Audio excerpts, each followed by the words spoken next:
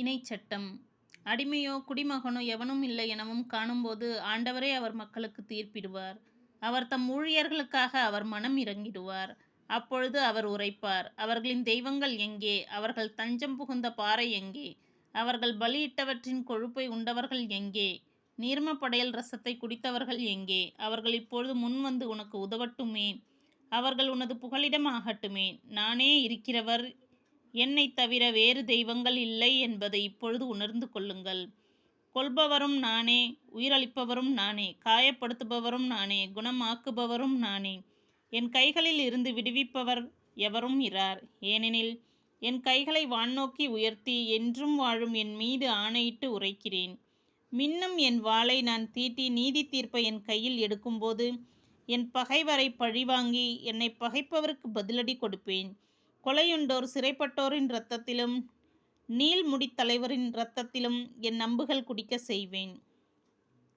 என் வாள் சதையை உண்ண செய்வேன். வேற்றினங்களே, ஆண்டவரின் மக்களோடு மகிழுங்கள். அவர் தம் ஊழியரின் இரத்தத்திற்கு பழி வாங்கினார். அவர் தம் பகைவர்களுக்கு பதிலடி கொடுத்தார். தம் மக்களின் நாட்டை கரை நீக்கம் செய்தார். மோசேயும் நூனின் மகனுமான யோசுவாவும் வந்து இந்த பாடலின் வார்த்தைகளை மக்கள் கேட்குமாறு எடுத்துரைத்தார்கள். மோசேயின் இறுதி மொழிகள். இந்த வார்த்தைகளை எல்லாம் இஸ்ரேலுக்கு சொல்லி முடித்த பின் மோசே அவர்களுக்கு சொன்னது, உங்களுக்கு எதிரான சான்றாக நான் இன்று உரைத்த வார்த்தைகள் எல்லாவற்றையும் உங்கள் உள்ளத்தில் இருத்துங்கள். அப்போதுதான் இத்திருச்சட்டத்தின் வார்த்தைகள் அனைத்தையும் கருத்தாய் கடைபிடிக்குமாறு நீங்கள் உங்கள் மக்களுக்கு கட்டளையிடுவீர்கள். இத்திருச்சட்டத்தின் எவ்வார்த்தையும் வீணானதல்ல, அதுவே உங்களது வாழ்வு.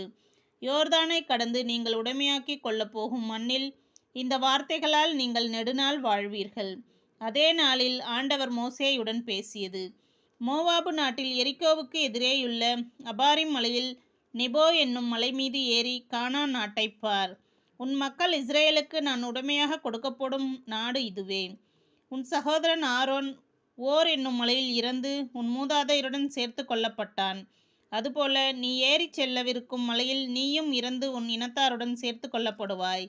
ஏனெனில் சீன் என்னும் பாலை நிலத்தில் மெரிபத்து காதேசு என்னும் நீர்ச்சுனைக்கு அருகில் இஸ்ரேல் மக்கள் முன்னிலையில் எனக்கு துரோகம் செய்தாய்.